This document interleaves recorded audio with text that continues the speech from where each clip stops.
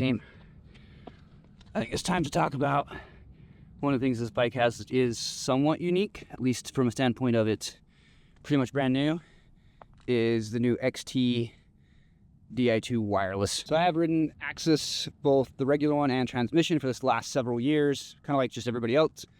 It's kind of interesting. Everybody that I've told that I've got this bike, they want to know about it. Most commonly, it's the question, the response is it's a little bit too little too late.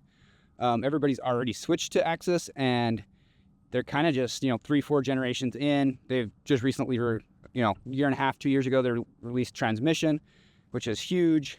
So let me just give you a little rundown on what I think of it. So first up, the Di2 shifter. By far an improvement over AXS. I would take it every time. I've really struggled with the AXS shifter. Maybe I'm just not smart enough, but I always feel like I'm pushing the button the wrong direction. I tend to have to set them up in a way that, at least if I think about it, I can shift and get it to go. If I ride the AXS consistently, I can figure it out, and it does become more natural, but it's always when I jump on an AXS bike, it's like I got to think about which way the shifter is going to go. XT is basically very similar to what a normal cable actuated shifter is, and maybe it's the 30 years of riding those that has made it so much easier. But I've had yet to have any missed shifts where I hit the wrong button on accident. It's just right where it needs to be, and it goes. It's really easy to do multiple shifts too. It's not just holding down the button. There's actually mechanical. You can feel it go past, and it feels really good. As far as the shifting, it is fast, crisp, clean. It's exactly what you expect. I mean, if we're going to be honest about it, we're kind of at peak shifting performance, if you will. I don't know how they're going to make anything better. Maybe figuring out an internal transmission style shifter that is super lightweight, sure. But as far as making things better from where we're at, not a whole lot more that they can do there. As far as the crispness of the shifting, like I said, super fast, super clean, definitely faster than AXS transmission. I'd put it pretty close to on par with regular AXS. That has been the complaint with AXS transmission, is that it does be a little bit slower. I did just do a little bit of a under load testing going up SOB hill with the XT Di2, and we'll cut to that now. Now let's see how it does. Going up SOB hill.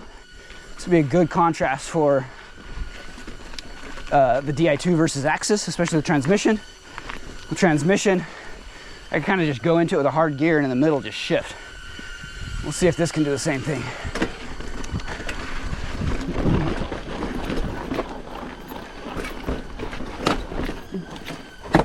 Ooh, not as smooth, but it did work and we got up it.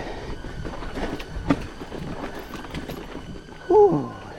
So as you can see, definitely will shift under load, but it has that same kind of grinding, just feels like your chain's gonna snap. Luckily I'm a small dude and don't put out a lot of power. I possibly could have broke the chain in that scenario, which would have ended up with me on my head. So AXS definitely, at least transmission, definitely takes the cake when it comes to shifting under load. As far as like impact protection, I've seen the videos of the Di2, seems like it works. I'm not a person that tends to hit my derailleurs on things very often, so I haven't had a chance to test that out. I do know that my AXS transmission that I had on my Santa Cruz had several scuff marks on it that got hit. I never had any issues with it. One thing that I have always experienced with transmission, with AXS, both in transmission and the previous generation, is there always just seems to be one gear that it has problems with on occasion. It's really kind of strange. I've fiddled with it, played with it, done everything you can possibly do to it, readjust it, straighten the hanger.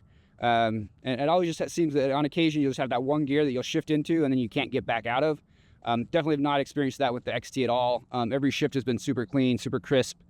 And as far as battery life, guys, I guess that would be the other piece. Can't really speak to the XT yet. Got about 60 miles on it. Battery's still green. I've been hitting the shifter a lot, trying to really get a feel for it. So as I get to the end of this battery's life, I'll report back and give you on that. But as far as that, what would I pick if I had to pick between AXS and Di2?